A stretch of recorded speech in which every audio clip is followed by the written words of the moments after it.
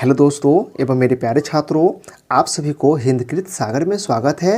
आज मैं संस्कृत में जो पत्र लेकर आया हूँ, इस पत्र के माध्यम से हम लोग किसी भी प्रकार का शुल्क हो सभी को माफ़ करने हेतु पत्र को लिख सकते हैं।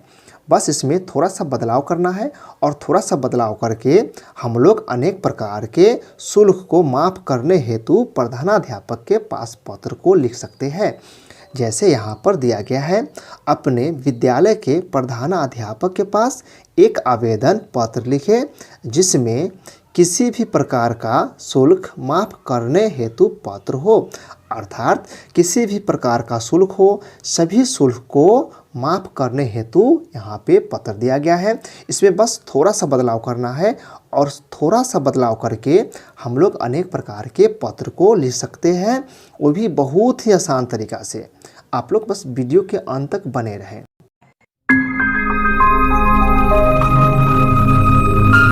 सेवायाम अर्थात सेवा में श्रीमंत प्रधानाचार्य महोदय अर्थात श्रीमान प्रधानाचार्य महोदय, राजकीय उच्च विद्यालय भटौली भगवान अर्थात राजकीय उच्च विद्यालय भटौली भगवान।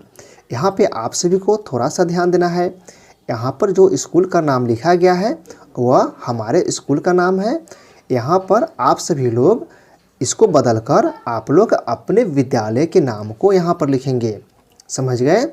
यहाँ पर स्कूल के नाम को हटा देना है और अपने स्कूल अर्थात अपने विद्यालय के नाम को यहाँ पर लिखना है। उसके बाद दिया गया है विषय। इसमें दिया गया है परीक्षा शुल्कम क्षमा हेतु प्रार्थना पत्रम अर्थात परीक्षा शुल्क क्षमा अर्थात माफ़ करने के लिए प्रार्थना पत्रम। यहाँ पर आप लोग प्रार्थना को हटाकर आवेदन भी लिख सकते हैं, समझ गए। और यहाँ पे आप सभी को थोड़ा सा ध्यान देना है। यहाँ पे जो पत्र लिखा गया है वह है परीक्षा शुल्क माफ़ करने हेतु। अगर आप सभी को अन्य प्रकार का शुल्क माफ़ करने के लिए रहेगा तो उसको भी यहाँ पे लिख सकते हैं। बस यहाँ पर परीक्षा शुल्क को हटा देंगी और इसके जगह पर आप लोग लिख सकते हैं माह शुल्कम। इसका अर्थ हो जाएगा महीना शुल्क क्षमा करने हेतु पत्र। उसके बाद दूसरा भी लिख सकते हैं, जैसे किसी भी प्रकार का रहेगा, जैसे विद्यालय शुल्क रहेगा तो यहाँ पर लिख देंगे विद्यालय शुल्कम। इसका अर्थ हो जाएगा विद्यालय शुल्क क्षमा हेतु प्रार्थना पत्रम। या किसी भी प्रकार का जो शुल्क हो बस यहाँ पर आप उसका नाम लिख देंगे। बाकी इस समय कोई भी परिवर्तन नहीं करना है, सिर्फ यहाँ पे परिवर्तन करना है, समझ गए। इसके बाद जस्ट नीचे लिखेंगे महाशय। इसका अर्थ होता है महाशय। उसके बाद कॉमा देंगे और उसके जस्ट नीचे के लाइन पर लिखेंगे सविनयम निवेदनम अस्ति यत्। इसका अर्थ होता है सविनय निवेदन है कि अहम भवताम विद्यालयस्य 10वीं कक्षायां पठामि। इसका अर्थ होता है मैं आपके विद्यालय के 10वीं कक्षा में पढ़ता हूँ या पढ़ती हूँ, समझ गए। इसका अर्थ होता है सविनय निवेदन है कि, यहाँ पे है कि मैं आपके विद्यालय के 10वीं कक्षा में पढ़ता हूँ। उसके बाद दिया गया है मम पिता एक निर्धन असहाय च कृषक अस्ति। इसका अर्थ होता है मेरे पिताजी एक निर्धन अर्थात गरीब और असहाय किसान है, यानी मेरे पिताजी एक गरीब और असहाय किसान है। तस्य आय अतीव न्यून अस्ति। इसका अर्थ होता है इनके आय अर्थात इनके आमदनी बहुत कम है, यानी मेरे पिताजी के जो आय है वो बहुत ही कम है। येन परिवारस्य निर्वाह कष्टेन भवति अर्थात जिससे परिवार का निर्वाह कष्ट से होता है। इसका कहने का अर्थ होता है कि मेरे पिताजी एक गरीब किसान हैं और इनके आय जो है वो बहुत ही कम है। इस कारण से परिवार का जो है पालन पोषण बहुत ही कष्ट से होता है। अतः परीक्षा शुल्कम प्रदाय असमर्थम असीम।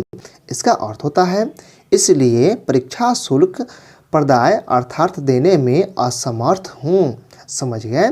उसके बाद दिया गया है उसके जस्ट नीचे के लाइन से यहाँ से लिखेंगे अतः श्रीमंतम प्रार्थना अस्ति यत्, अर्थात अतः श्रीमान से प्रार्थना है कि परीक्षा शुल्कम क्षमा कृत्वा माम उपकुर्वन्तु, अर्थात परीक्षा शुल्क क्षमा करके मेरा उपकार करे। एतस्य कृते सदा आभारी भविष्यामि, अर्थात इसके लिए सदा आभारी रहूँगा या रहूँगी। उसके बाद यहाँ पे आप सभी को लिखना है भवताम विश्वासी छात्र या छात्रा। इसका अर्थ होता है आपके विश्वासी छात्र या छात्रा।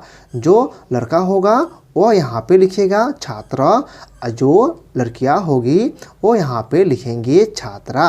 समझ गए? दोनों में से कोई एक ही लिखना है और यहाँ पे अपना नाम, वर्ग क्रमांक और दिनांक जो भी हो वो यहाँ पे हम लोग भर देंगे। हेलो दोस्तों, यहाँ पर आप सभी को थोड़ा सा ध्यान देना है। यहाँ पे परीक्षा शुल्कम जो लिखा गया है इसको बदलकर हम लोग अनेक प्रकार के पत्र को लिख सकते हैं। जैसे यहाँ पे लिख सकते हैं महाशुल्कम भी ले सकते हैं, विद्यालय शुल्कम भी ले सकते हैं। इसी प्रकार से यहाँ भी बदल देंगे। अगर मान लीजिए आपको महीना शुल्क माफ़ करने हेतु पत्र रहेगा तो यहाँ पे लिख देंगे महाशुल्कम। इसी प्रकार से यहाँ भी बदल देंगे। विद्यालय शुल्क पर लिखना होगा तो यहाँ पे लिख देंगे विद्यालय शुल्कम, यहाँ भी लिख देंगे विद्यालय शुल्कम और यहाँ भी लिख देंगे विद्यालय शुल्कम। इस प्रकार से हम लोग अनेक प्रकार के पत्र को लिख सकते हैं। समझ गए? तो इस पत्र को हिंदी में रूपांतरित किया गया है और इस पत्र में जितने भी संस्कृत के जो शब्द दिए गए हैं सभी का शब्दार्थ भी लिखा गया है, ताकि आप सभी को पढ़ने में, लिखने में, समझने में और याद करने में किसी भी प्रकार का कोई भी परेशानी नहीं हो। अगर ये वीडियो आपको थोड़ा सा भी अच्छा लगे तो प्लीज़ चैनल को लाइक, शेयर, सब्सक्राइब जरूर करें। जय हिंद, जय भारत।